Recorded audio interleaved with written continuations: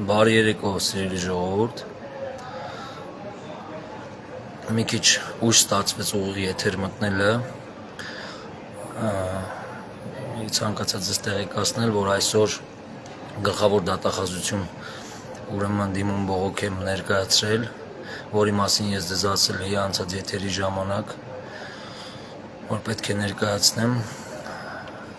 այսօր ներկայացրել եմ եւ այդ մասով ուզում եմ ձեզ ուրեմն դիմումի օվանդակության մասով տեղյակ պահեմ։ Այսօր մինչև դիմումը դատախազություն ներկայացնելը քննչական կոմիտեի ուրեմն վերաբերյալ, քննիչների վերաբերյալ, նրանց աշխատանքի, նրանց անգործության, ուրեմն եւս այցելել եմ Էրեբունի Նոբարաշեն քննչական կոմիտե, այնտեղից նորից կապնվել եմ քննիչ Նարե Նազարյանի հետ, ավելի շուտ ես ինքս չեմ կապնվել, ընդունարանից ասել եմ կապնվեն, այնտեղից փոխանցել եմ, որ ուրեմն զբաղված են իրենք եւ չեն կարող ինձ ընդունեն, որպեսզի ես միջնորդություն ներկայացնեմ, ուրեմն դատաբժշկական փորձաքննության, լրացուցիչ փորձաքննության հետ կապված։ Եվ այն իմ հարցին, որ իսկ երբ պետք է մոտենամ, ասել են, որ իրենք կզանգահարեն։ Ու տենց շուրջ արդեն 73-րդ օրն է, արդեն 12 ժամը ֆռաս 74-րդ օրն է, ուրեմն նույն ձևաչափով իրանք իրենց դրսևորում են։ Տվյալ ուրեմն նախաձեռնված վարույթի շրջանակներում։ Նոր այդտեղից ես գնացել եմ գլխավոր դատախազություն եւ դիմում բողոքս ներկայացրել եմ։ Ուրեմն դիմում բողոքս հետեւյալի մասին է։ Թույլ տվեք ընթերցեմ։ Հայաստանի Հանրապետության գլխավոր դատախազին Տիկին Աննա Վարդապետյանին Արման Ալբերտի Գալստյանից դիմում։ Քրեական վարույթի օրինականության, քննության ողջամիտ ժամկետի պահպանման եւ նախաքննության ընթացքում հնարավոր դատավարական խախտումների վերաբերյալ դատախազական հսկողություն իրականացնելու մասին։ Հարգելի Տիկին գլխավոր դատախազ, ես Արման Ալբերտի Գալստյանս դիմում եմ ձեզ Հայաստանի Հանրապետության Սահմանադրությամբ, Հայաստանի Հանրապետության քրեական դատավարության օրենքով,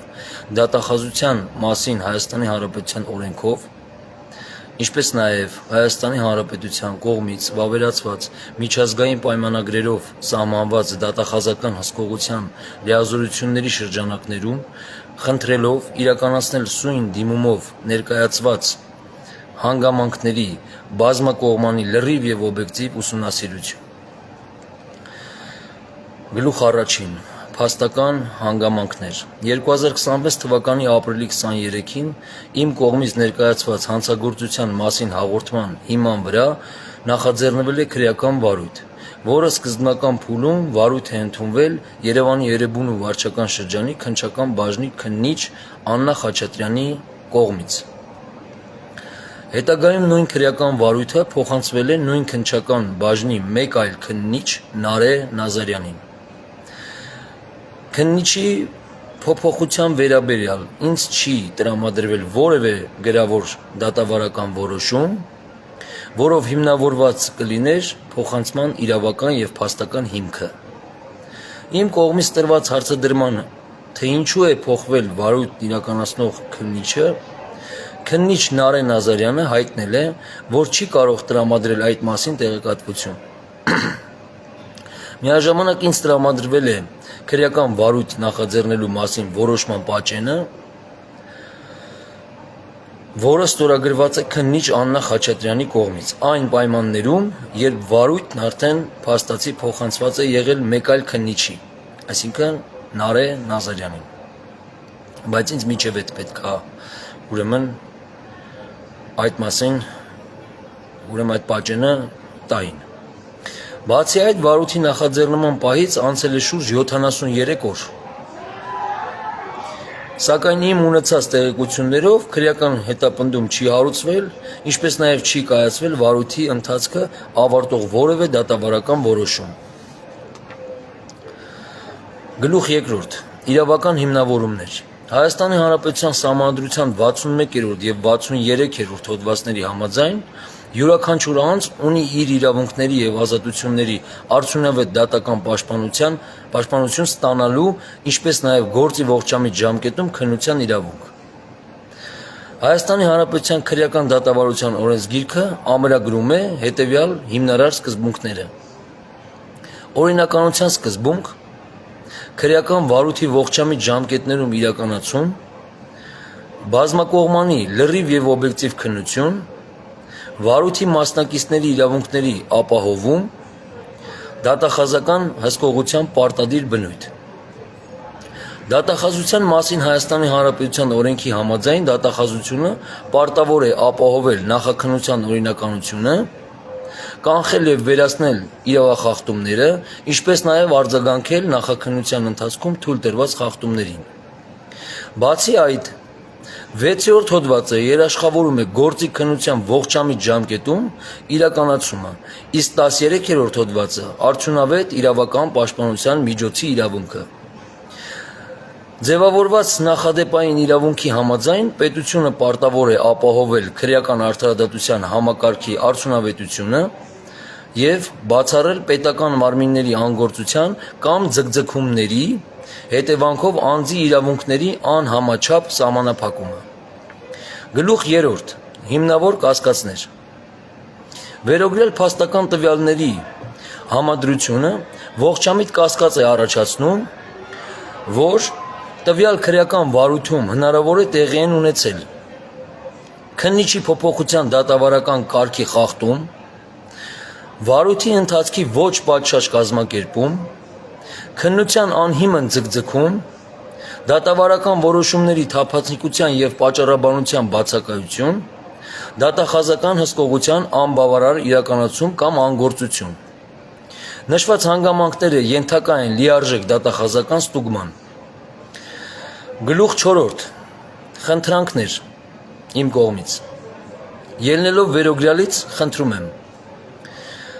Հայաստանի Հանրապետության գլխավոր դատախազ Աննա Վարդապետյանից։ Տիկին Աննա Վարդապետյան, իրականացնել սույն դիմումով ներկայացված հանգամանքների վերաբերյալ լիարժեք դատախազական ստուգում։ Երկրորդ, պահանջել եւ ուսումնասիրել ամբողջ քրեական վարույթի նյութերը, ներառյալ քննիչների բոլոր դատավարական որոշումները։ Երրորդ, ստուգել քննիչ Աննա Խաչատրյանի կողմից վարույթի նախաձեռնման եւ հետագա փոխանցման իրավաչափությունը։ Չորրորդ, ստուգել քննիչ Նարեն Նազարյանի կողմից վարույթի ընդունման, իրականացման եւ ընթացիկ օրինականությունը։ 5-րդ, գնահատել քրեական վարույթի 73 օրյա ընթացքում քննության արդյունավետությունը եւ ողջամիտ ժամկետի պահպանման հարցը։ 6-րդ, ստուգել հսկող դատախազի կողմից դատախազական հսկողության պատշաճ իրականացումը կամ դրա բացակայությունը։ 7-րդ, բացահայտված խախտումների դեպքում կիրառել դատախազության մասին Հայաստանի Հանրապետության օրենքով նախատեսված դատախազական ներգործության միջոցներ, այդ թվում կարգապահական, վարչական կամ քրեաիրավական պատասխանատվության հարցի լուծում։ 8-րդ, ինձ տրամադրել պատճառաբանված գրավոր պատասխան յուրաքանչյուր բարձրացված հարցի վերաբերյալ։ Գլուխ 5. Եզրակացություն։ Սույն դիմումը նպատակ ունի ապահովելու քրեական վարույթի օրինականության, արդյունավետության եւ մարդու իրավունքների պաշտպանության սահմանադրական պահանջների լիարժեք իրականացում, բացառելով ցանկացած կամայականություն, անգործություն կամ գործընթացային անորոշություն։ Դիմող Արման Ալբերտի Գալստյան։ Դիմումը տրվել է ուրեմն այսօր 0607-2026 թվականին։ Ուրեմն նայեք ինչ է կատարվում ժողովուրդ։ Դուք պատկերացնում եք, ես Գոհար Մուրադյանի մասով հսկող դատախազի, որի ի սկզբանե եղել է այն հսկող դատախազը,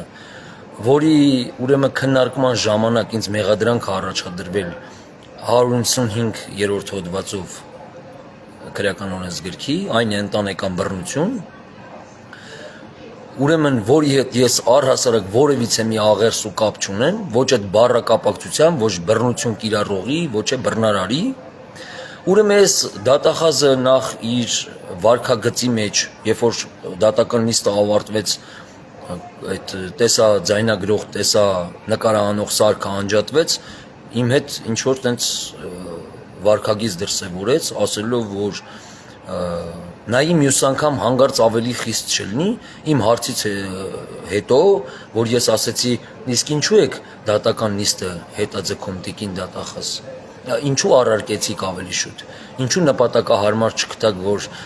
ուրեմն ինձ ընձեռնել հնարավորություն իմ այն միջնորդությանը, որ ես իմ երեխաներին գնամ տեսակցության։ Ու իմ այդ հարցադրումից հետո տիկին դատախազ Գոհար Մուրադյանը, հսկող դատախազը, ինձ նմանատիպ շանտաժի լեզվով, ինչ-որ վախ ներշնչելու լեզվով, ինձ ասում է, որ նայի մյուս անգամ հանգարց ավելի խիստ չլինի։ Պատկերացնում եք։ Ու ես այս դատախազի կողմից, նրա պահվածքի, նրա դրսևորման եւ վարքագծի կողմից տեսնում եմ պաշտոնյական դիրքի չարաշահում, ամեն դեպքում դա իմ սուբյեկտիվ կարծիքով իմ զգացողությունն էր այդ պահին եւ նաեւ տեսնում եմ կողմնապահություն, հասկանում եք։ Ու այս տպավորությունները, սենց այս վիճակները, սաղ ամեն ինչը անալիզ անելով ես ինքնաբացարկ եմ տալի տվյալ դատախազի ուրեմն վերաբերյալ, բայց երկրորդ անգամ նիստի հետաձգման պատճառով եմ նաև այս անալիզներն անելով եմ տալիս ինքնաբացարկը։ Երբ որ ապրիլի 9-ին դատական նիստը նշանակվել էր, նորից հետաձգեցին ուրեմն հունիսի 24-ին։ Այսինքն շինծու պատկերացնում եք, sense ձգձգումներով, ու ես Վարութը այս նույն գործի շրջանակներում ես հաղորդում եմ տալի Վարութ են նախաձեռնում 73 օր շարունակ քննիչ Նարեն Ազարյանը, քանի կար Աննա Խաչատրյանն էր ինձ տենց ցրում 10-15 օր մոտավորապես, ես անդադ գնում գալիս էի կոնկրետ ըստեյության ինձ պատասխան չէր տալիս, այսօր վաղը հեսա կլինի, վաղը մենք քեզ կզանգենք երկու շաբթի ու սեն շարունակ, մեկ էլ իմանում եմ, որ Աննա Խաչատրյանը դա էլ պատահական քննչական կոմիտե այցելելով ոչ մեկին չի զանգել, չի ասի արի, ես եմ զանգում անընդհատ, ես եմ գնում ու պատահական իմանում եմ, որ ուրեմն գործը փոխանցվել է Նարեն Ազարյանին, դա էլ իմանում եմ Նարեն Ազարյանից, որ գործը իր մոտ է։ Իսկ այն իմ հարցին թե բա ինչու է ձեր մոտ այդ գործը, իսկ ինչի է հրաժարվել Աննա Խաչատրյանը այս Վարույթից իմ տրված հաղորդման եւ Վարույթը նախաձեռնել է ինքը, ասում եմ որ ես իրավասու չեմ այդ հարցին պատասխանելու։ Եվ առ այսօր ինքն էլ այդ գործը վերցրել է, ընդամենը մի քանի րոպեանոց, մոտավորապես 3-4 րոպեանոց, 5 րոպե էլ չի տևի, երևի 4-5 րոպե ինձ հարցաքննությունը իմ հետ քննչական գործողությունը հարցաքննության տեսքով տեսանկարող սարքով արել է, տենց թեթևակի, դեպքի կապակցությամբ, դեպքի վերաբերյալ, եւ ես միջնորդություն եմ տվել, որ խնդրում եմ հակընդդեմ հարցման իրավունքի ուժից օգտվելով բերեք առերեսման իմ կնոջը Ռուզաննա Ալավերդյանին, ուրեմն մինչ առեսօր այդ միջնորդությունս պատասխան չի ստացել, մինչ առեսօր դատաբժշկական եզրակացությունը ուրեմն որը եկել է, որի հետ ես համամիտ չեմ, համաձայն չեմ, որ ասենք սպիի մասով, որ սպին ուրեմն չի կարող ինքը որոշի սպիի, ասենք ժամկետը, որովհետև ես պատճառաբանում եմ դատաբժիշկը, որ բժշկական ուրեմն փաստաթղթեր չեմ ներկայացրել ժամանակին եւ ժամանակ իրենց չեմ ներկայացել, այդ իսկ պատճառով չի կարող ժամանակային առումով ճշգրիտ ասի, թե այդ սպին երբ է առաջացել, բայց միևնույն ժամանակ չի էլ ասում, թե առաջացման մեխանիզմները, ասենք չէ, որ ես իմ հաղորդման մեջ ասում եմ ինչի հետևանքով այդ սպին տեղի ունեցել, եւ ինքն էլ իր մասնագիտությունից ելնելով դատաբժիշկը պետք է անպայման ասի, դա ինչի հետևանքով է եղել, այսինքն դանակի հետևանքով է եղել, սուր կտրող բութ գործիքի հետևանքով է եղել, բայց չի ասում, երկու պարագաներում էլ այդ մասին չի ասվում ինձ, եւ ես այդ դատաբժշկական եզրակացության հետ համամիտ չլինելով, այսինքն դա արվում է հիմա միտումնավոր, որպեսզի այն 195 հոդվածից ընտանեկան բռնության հոդվածից բացի 194 հոդվածը դուրս գա Ռուզաննա Ալավերդյանի ուրեմն մասով, չեմ հասկանում ուղղակի ու ես հիմա ուզում եմ լրացուցիչ դատաբժշկական ուրեմն եզրակացություն նշանակվի այդ մասով ուզում եմ միջնորդություն դիմում գրեմ քննիչի մոտ պետք է դիմումը գրեմ ուրեմն քննիչը անընդհատ ինձ ես 73 օր է սենց այսինքն 73 օրից ամսի 16-ին է դատաբժիշկը ուրեմն տվել եզրակացությունը ամսի 16-ից հունիսի 16-ից ես չեմ կարող ուրեմն դիմում գրեմ պատկերացնում եք Երևանի Նուբարաշեն քննչական կոմիտեում Նարեն Ազարյանի մոտ